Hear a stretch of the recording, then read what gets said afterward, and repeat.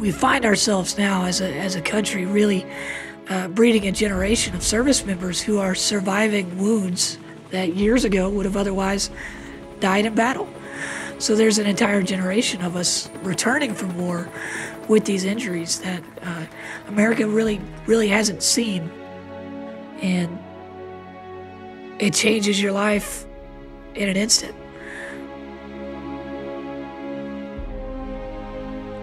The vehicle I was in struck an improvised explosive device and through a 26-ton vehicle filled with Marines, chow, and ammunition, a good 10 feet in the air.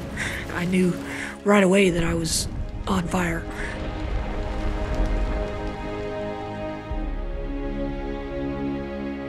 I was doing a regular combat patrol and got struck with a IED underneath my LAV-25. You feel that first initial fireball come up around you, you're like, oh, I just lost Marines. That's the first thing I thought of. We rolled right over it and the thing went off. When I came out, I was engulfed in flames from head to toe. I mean, I could hear the bullets flying right by my head. One of my Marines put me out with a fire extinguisher. I guess my adrenaline kind of just shut off, and that's when the pain kicked in.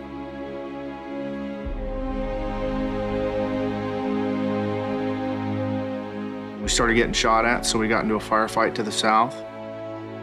My radio man and I, we crossed an irrigation ditch. You know, we both fell in, we're both pulling each other out. Get up on the other side. He said, switch spots, sir. I said, okay. And I slide over, he picks up, steps around behind me, and right where I was at, he stepped on a mine. It blew me back. I was blinded, but I couldn't move my arm, couldn't get up, so I started calling for help, and then everything went black.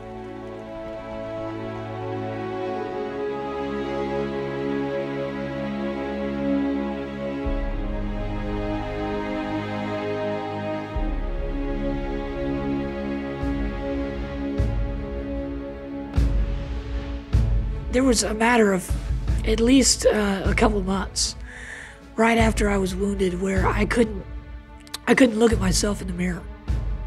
When I first woke up, you know, I had a big bandage on my face.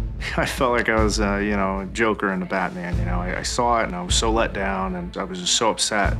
Are people going to think differently? You know, is my wife going to still think of me the same? People make fun of you. I can take it, I'm a grown man, but when you see your kids suffering from that, that's when it really, really hurts. It's one thing to come out of combat having lost an arm or a leg, but when it's your face, I don't get to take off my uniform, ever. I wear it everywhere I go.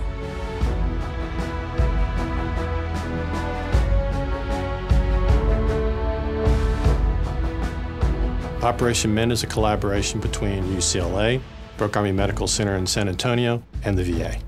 The goal was to be able to bring the unique clinical services that the private sector has in partnership with the military to provide them with a level of plastic surgery that gives them both hope and, in some cases, somewhat complete restoration of their face. It is an opportunity to really give back something to these young men and women who have given so much to me, my family, our country, in terms of what they have done. They're all young individuals who have had their lives just incredibly disrupted. The effects that the program has on the lives of these injured men and women is very real. If their eye is closed, if we can open it in the first operation, then all of a sudden, their attitude changes completely because hope springs as a result of little successes. As I've come out of the operating room looking better and better each time, that makes each day better and better. And that makes my life and my kids' lives better and better each day. Family's the #1 thing in my life. My daughter, she told me the other day, Dad, your boo-boos are going away finally. This organization has changed my life, changed my recovery in knowing that I'm going to be able to get back to where I want to be in my self-image. It's a big morale booster, you know. I'm not going to say I don't get stared at, because I do, but it makes me feel a little bit more, I guess you could say more of a human being, more like the way I was.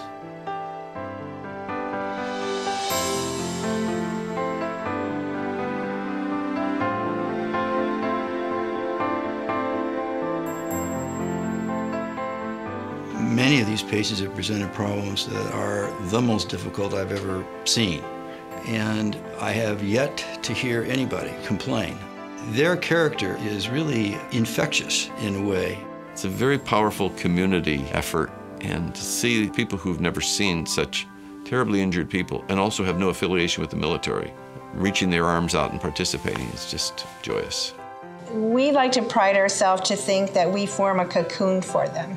We provide a buddy family service, so they always have a one-to-one contact with someone, so they get to know a variety of people personally, so they never feel alone while they're here. Probably one of the great things I saw recently was one of the daughters of one of the buddy families met the patient, and she said she's 12 years old. The first time I met him, I saw his scars.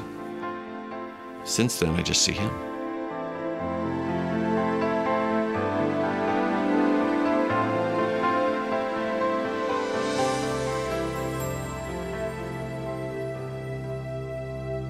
It's an expensive program, but it's extraordinarily worthwhile. And our philosophy is that no one gets turned down that's referred to us. We started off with 2 patients, then 12, then 20, and each year our numbers just keep growing. They take up whole facilities of ours, but we're not stopping.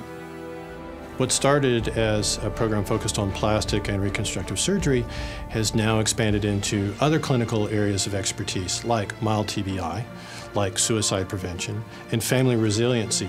Many of the service members who have serious physical injuries often have traumatic brain injury, they may have PTSD, they may have depression. In a very alarming way, the rates of attempted and completed suicide in the military have been climbing in the last decade. It's an even more privileged opportunity that we have to try to make a difference, and I think it's less about observable or visible wounds and more about things that tend to be below the surface. To provide not only the face, but also to reinstate the appropriate personality and to allow the mind to be what it was before, or even better, is an enormous asset. We've also begun to offer orthopedic expertise and hand transplantation. What the mind conjures, the hand executes.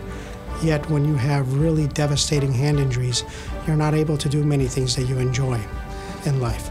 And I've really been lucky to be able to provide that back to some of our soldiers. Unfortunately, this type of injury is not going to stop with just Afghanistan or with Iraq. This is going to be a continuing problem.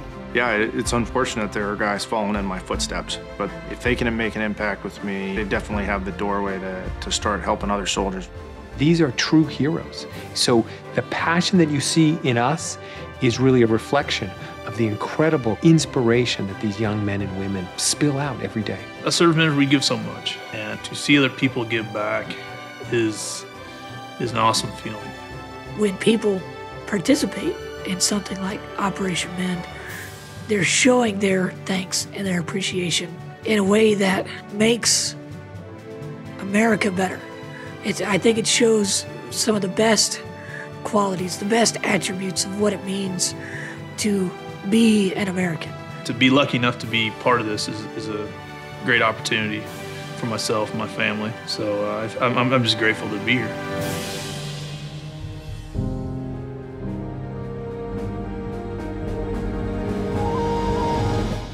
We feel an extraordinary duty to take care of these folks, and every day they teach us that we're right.